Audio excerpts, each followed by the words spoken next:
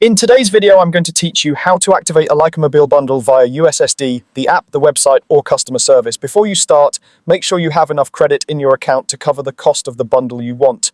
If you're not sure, check your balance through the Lycamobile app or by signing in on the website. If you're running low, top up first using a voucher or a card so the activation goes through without delays.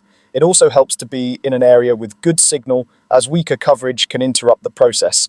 If you prefer the quickest on-device option, use the USSD method. USSD is the short code you dial from your phone that opens a simple on-screen menu. You'll find the exact code for your bundle on the Lycamobile website, in the app, on your SIM packaging, or in any current plan brochure.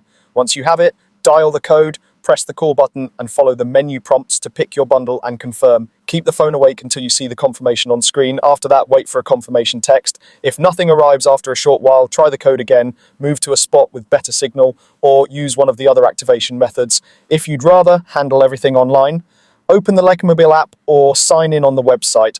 Go to the bundles or plans section, browse the available options, and choose the bundle that fits your needs. At checkout, make sure the payment is set to use your account credit. Review the price and validity and confirm. This method is great if you want to read full details, check add-ons, or manage auto-renewal in one place.